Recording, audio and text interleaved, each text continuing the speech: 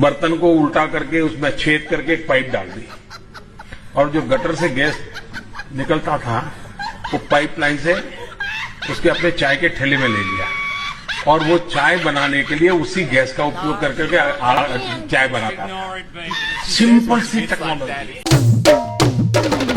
Gas की किल्लत से पार पाना पड़ेगा, मोदी वाली तकनीक पर अब जाना पड़ेगा।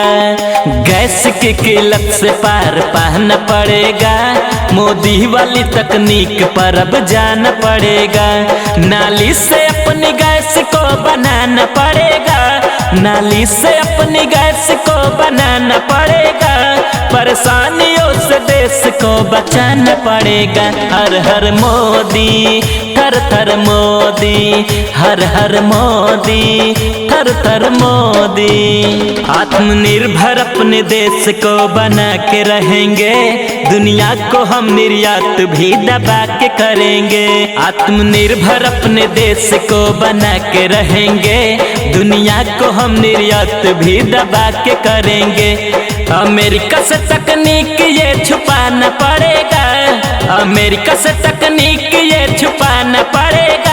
नाली से अपनी गैस को बनाना पड़ेगा, परेशानियों को देश से बचाना पड़ेगा। हर हर मोदी, थर थर मोदी, हर हर मोदी, थर थर मोदी। मोदी का लोहा जग में मनवा के रहेंगे, विश्व गुरु हम है ये बता के रहेंगे। मोदी का लोहा जग में मनवा के रहेंगे, विश्व गुरु हम है ये बता के रहेंगे। मोदी जी अब कौशल ये दिखाना पड़ेगा, मोदी जी अब कौशल ये दिखाना पड़ेगा।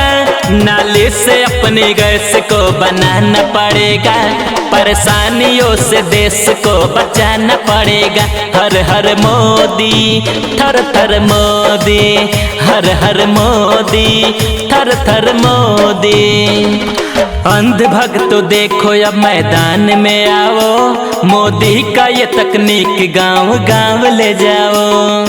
अंधभक्त तो देखो अब मैदान में आओ, मोदी का ये तकनीक गांव गांव ले जाओ। भीम याद मोदी को दिलाना पड़ेगा, भीम याद मोदी को दिलाना पड़ेगा।